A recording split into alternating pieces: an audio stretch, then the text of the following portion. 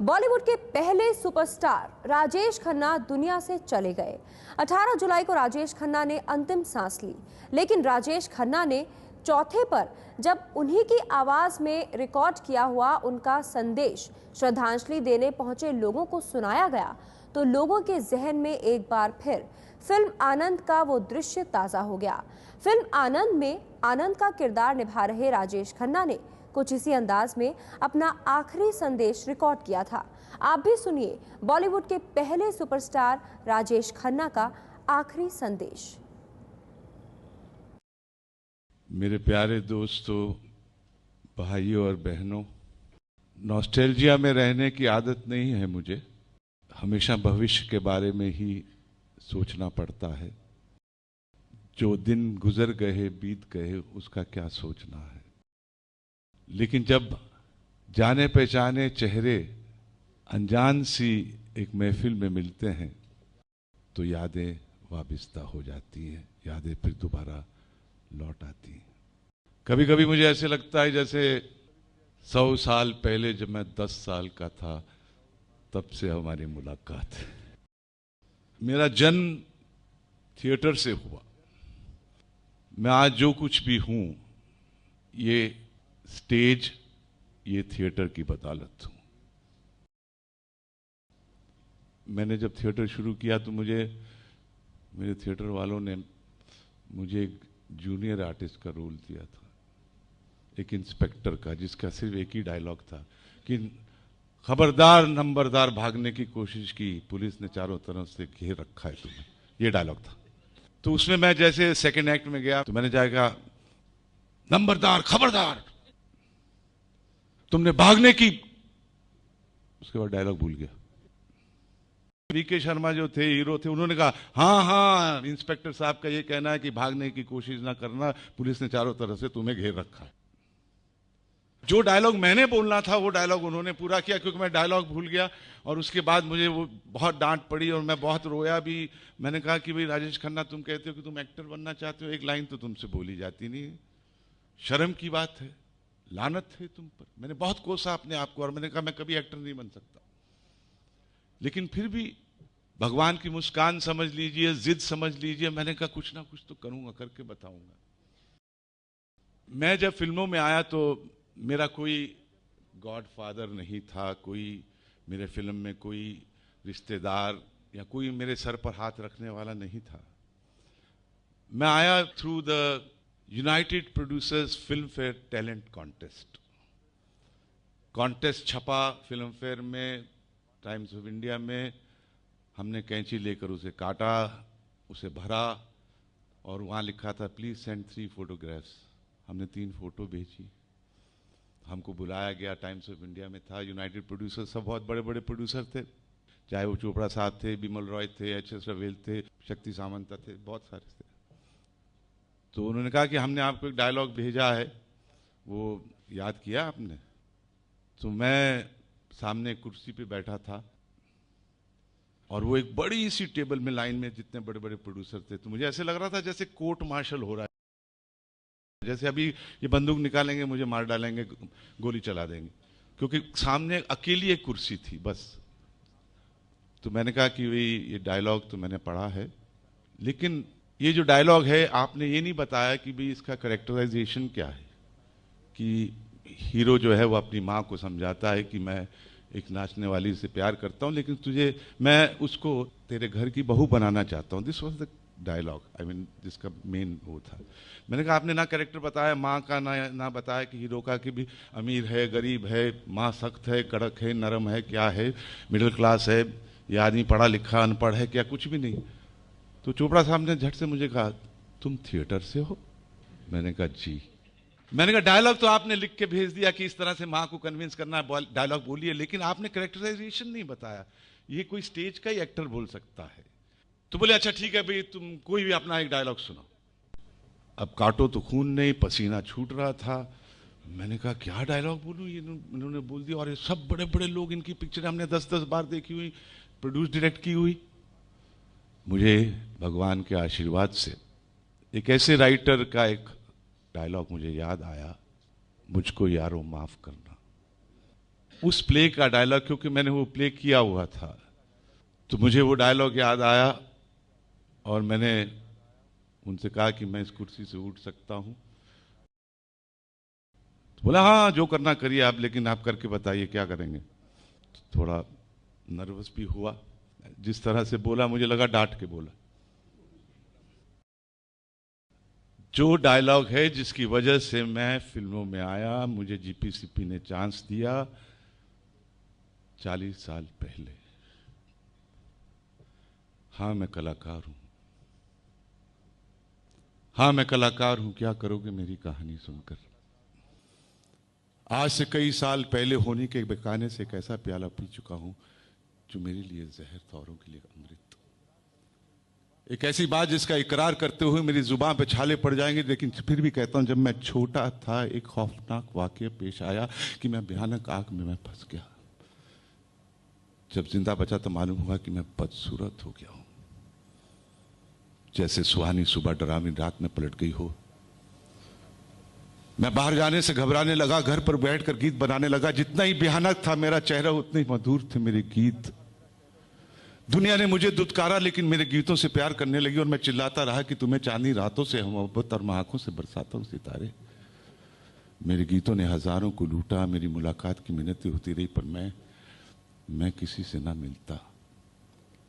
एक दिन एक खत आया, मैंने तुम्हारे गीतों में शांति पाई, अगर मुलाकात ना दो कि न जाने क्या कर बैठूंगी। मुझे लगा ये खूबसूरत हसीना इसे बुलाऊं और अपना ये बदसूरत चेहरा दिखाकर पूरी ताकत से इंतकाम लूं। मैंने उसे बुलाया, वो आई, कितनी खूबसूरत और हसीन, शबनम से भी मुलायम, और मैं जैसे मासूम के सामने मायूसी। मैं चेहरा छुपा के बातें करता रहा। मेरे गीत शुभ में थे और उसके गीत जुबान पर मैंने शादी का प्रस्ताव पेश किया और वो खुशी से बोली हाँ मुझे मंजूर है। मैं खुद सहम गया। मैंने चिल्लाकर पूछा कौन हो, कहां से आई हो तुम। उसने धीरे से आंसू बहाते हुए कह दिया कि मैं तो एक अंधी हूं। मैंने उसकी आंखों में देखा, उसकी आंखों में इश्क था। तब मैंने कहा जो तेरी निगाह का बिस्मिल नहीं, वो कहने को दिल तो है मगर दिल नहीं। फिल्मों में आ तो गया, लेकिन आने के बाद वो खूबसूरत कामयाबी की सीढ़ी चढ़ने का मौका, ये सहरा तो आपके सर है कि आप हैं जिन्होंने मुझे एक्टर से स्टार बनाया, स्टार से सुपरस्टार बनाया। किन अल्फाजों में आपका शुक्रिया अदा करूं मुझे समझ में नहीं आता। प्यार आप मुझे भेजते रहे, प्यार वो मुझे मिलता रहा, लेकिन उस प्यार को मैं कभी वापस लौटा नहीं पाया। लेकिन जो भी कहना चाहूंगा, जिन अल्फाजों में भी मैं आपका शुक्रिया अदा करना चाहूंगा, वो मेरे दिल की सच्चाई होगी, मेरी ईमानदारी होगी, मेरा ज़मीर होगा। आज मेरा दिल हल्का हुआ आपसे गुफ्तगू करके, बात करके, और आपका मैंने शुक्रिया अदा किया। मुझे खुद को अच्छा लग रहा है कि चलिए इस बहाने आपसे मुलाकात हुई। किसे अपना कहे कोई इस काबिल नहीं मिलता, किसे अपना कहे कोई इस काबिल नहीं मिलता। या पत्थर तो बहुत मिलते हैं लेकिन दिल नहीं मिलता। तो दोस्तों, आपका एक हिस्सेदार मैं भी हूं, और जैसे मैंने पहले भी कहा कि आपने अपना कीमती वक्त निकाल कर, आपका ये प्यार था जो आप यहाँ मौजूद हुए और इतनी भारी संख्या में। तो मैं यही कहूँगा कि बहुत बहुत शुक्रिया, थैंक यू, और मेरा बहुत बहुत सलाम।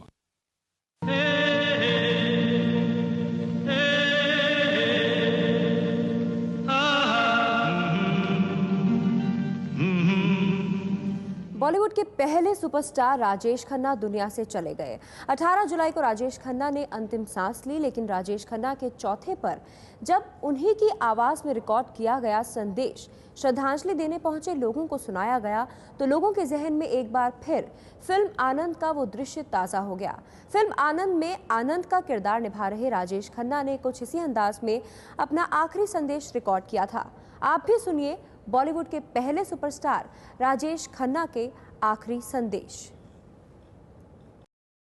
मेरे प्यारे दोस्तों, भाइयों और बहनों, नॉस्टैल्जिया में रहने की आदत नहीं है मुझे। हमेशा भविष्य के बारे में ही सोचना पड़ता है। जो दिन गुजर गए बीत गए उसका क्या सोचना है।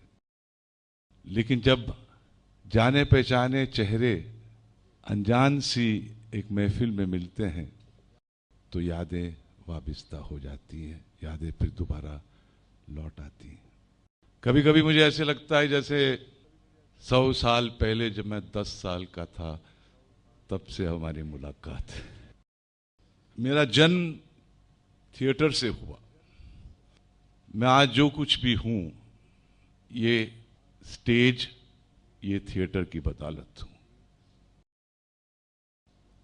मैंने जब थिएटर शुरू किया तो मेरे थिएटर वालों ने मुझे एक जूनियर आर्टिस्ट का रोल दिया था, एक इंस्पेक्टर का, जिसका सिर्फ एक ही डायलॉग था कि खबरदार नंबरदार, भागने की कोशिश की, पुलिस ने चारों तरफ से घेर रखा है तुम्हें।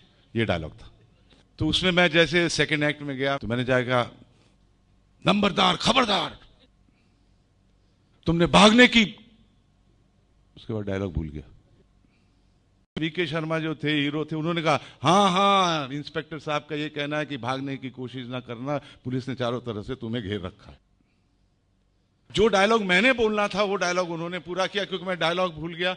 और उसके बाद मुझे वो बहुत डांट पड़ी और मैं बहुत रोया भी। मैंने कहा कि भाई राजेश खन्ना, तुम कहते हो कि तुम एक्टर बनना चाहते हो, एक लाइन तो तुमसे बोली जाती नहीं, शर्म की बात है, लानत है तुम पर। मैंने बहुत कोसा अपने आप को और मैंने कहा मैं कभी एक्टर नहीं बन सकता। लेकिन फिर भी भगवान की मुस्कान समझ लीजिए, जिद समझ लीजिए, मैंने कहा कुछ ना कुछ तो करूंगा, करके बताऊंगा। मैं जब फिल्मों में आया तो मेरा कोई गॉडफादर नहीं था, कोई मेरे फिल्म में कोई रिश्तेदार या कोई मेरे सर पर हाथ रखने वाला नहीं था। मैं आया through the United producers film fair talent contest. Contest छपा फिल्म फेयर में, टाइम्स ऑफ इंडिया में। हमने कैंची लेकर उसे काटा, उसे भरा और वहाँ लिखा था प्लीज सेंड 3 फोटोग्राफ्स। हमने 3 फोटो भेजी। हमको बुलाया गया, टाइम्स ऑफ इंडिया में था, यूनाइटेड प्रोड्यूसर, सब बहुत बड़े बड़े प्रोड्यूसर थे, चाहे वो चोपड़ा साहब थे, बिमल रॉय थे, एच.एस. रवेल थे, शक्ति सामंत थे, बहुत सारे थे। तो उन्होंने कहा कि हमने आपको एक डायलॉग भेजा है, वो याद किया आपने? तो मैं सामने कुर्सी पे बैठा था और वो एक बड़ी सी टेबल में लाइन में जितने बड़े बड़े प्रोड्यूसर थे, तो मुझे ऐसे लग रहा था जैसे कोर्ट मार्शल हो रहा है, जैसे अभी ये बंदूक निकालेंगे, मुझे मार डालेंगे, गोली चला देंगे, क्योंकि सामने अकेली एक कुर्सी थी बस। तो मैंने कहा कि भाई ये डायलॉग तो मैंने पढ़ा है, लेकिन ये जो डायलॉग है आपने ये नहीं बताया कि भाई इसका कैरेक्टराइजेशन क्या है। कि हीरो जो है वो अपनी माँ को समझाता है कि मैं एक नाचने वाली से प्यार करता हूँ, लेकिन मैं उसको तेरे घर की बहू बनाना चाहता हूँ। This was the dialogue, I mean जिसका मेन वो था। मैंने कहा आपने ना कैरेक्टर बताया माँ का, ना बताया कि हीरो का कि भी अमीर है, गरीब है, माँ सख्त है, कड़क है, नरम है, क्या है, मिडिल क्लास है, या आदमी पढ़ा लिखा अनपढ़ है, क्या, कुछ भी नहीं। तो चोपड़ा साहब ने झट से मुझे कहा तुम थिएटर से हो? मैंने कहा जी।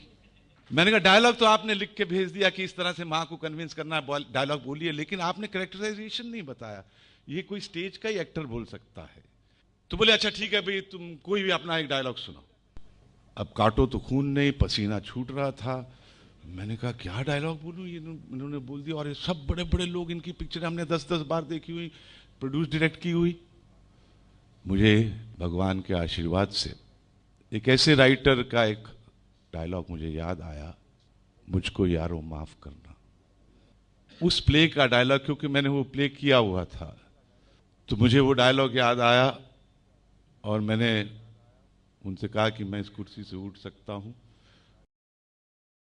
तो बोला हाँ जो करना करिए आप, लेकिन आप करके बताइए क्या करेंगे। तो थोड़ा नर्वस भी हुआ। जिस तरह से बोला मुझे लगा डांट के बोला। जो डायलॉग है जिसकी वजह से मैं फिल्मों में आया, मुझे जीपीसीपी ने चांस दिया 40 साल पहले। हाँ मैं कलाकार हूं, हाँ मैं कलाकार हूं, क्या करोगे मेरी कहानी सुनकर। आज से कई साल पहले होने के बहाने से एक ऐसा प्याला पी चुका हूं जो मेरे लिए जहर था, औरों के लिए अमृत। एक ऐसी बात जिसका इकरार करते हुए मेरी जुबान पे छाले पड़ जाएंगे, लेकिन फिर भी कहता हूं, जब मैं छोटा था एक खौफनाक वाकया पेश आया कि मैं भयानक आग में मैं फंस गया। जब जिंदा बचा तो मालूम हुआ कि मैं बदसूरत हो गया हूं, जैसे सुहानी सुबह डरावनी रात में पलट गई हो। मैं बाहर जाने से घबराने लगा, घर पर बैठकर गीत बनाने लगा। जितना ही भयानक था मेरा चेहरा, उतने ही मधुर थे मेरे गीत। दुनिया ने मुझे दुत्कारा, लेकिन मेरे गीतों से प्यार करने लगी और मैं चिल्लाता रहा कि तुम्हें चांदनी रातों से मोहब्बत और मैं आंखों से बरसाता हूं सितारे। मेरे गीतों ने हजारों को लूटा, मेरी मुलाकात की मिन्नतें होती रही, पर मैं किसी से ना मिलता। एक दिन एक खत आया, मैंने तुम्हारे गीतों में शांति पाई, अगर मुलाकात ना दोगे न जाने क्या कर बैठूंगी। मुझे लगा ये खूबसूरत हसीना, इसे बुलाऊं, अपना ये बदसूरत चेहरा दिखाकर पूरी ताकत से इंतकाम लूं। मैंने उसे बुलाया, वो आई, कितनी खूबसूरत और हसीन, शबनम से भी मुलायम, और मैं जैसे मासूम के सामने मायूसी। मैं चेहरा छुपा के बातें करता रहा। मेरे गीत शुभ में थे और उसके गीत जुबान पर मैंने शादी का प्रस्ताव पेश किया और वो खुशी से बोली, हाँ मुझे मंजूर है।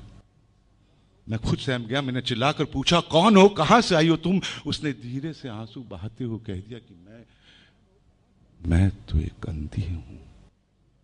मैंने उसकी आंखों में देखा, उसकी आंखों में इश्क था। तब मैंने कहा, जो तेरी निगाह का बिस्मिल नहीं, वो कहने को दिल तो है मगर दिल नहीं।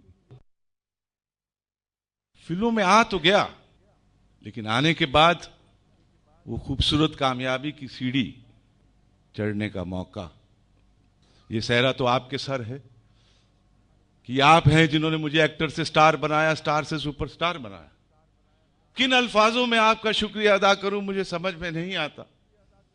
प्यार आप मुझे भेजते रहे, प्यार वो मुझे मिलता रहा, लेकिन उस प्यार को मैं कभी वापस लौटा नहीं पाया।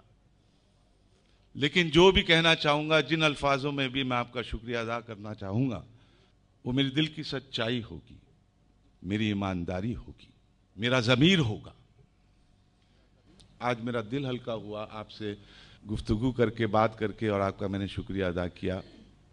मुझे खुद को अच्छा लग रहा है कि चलिए इस बहाने आपसे मुलाकात हुई। किसे अपना कहे कोई इस काबिल नहीं मिलता, किसे अपना कहे कोई इस काबिल नहीं मिलता, या पत्थर तो बहुत मिलते हैं लेकिन दिल नहीं मिलता।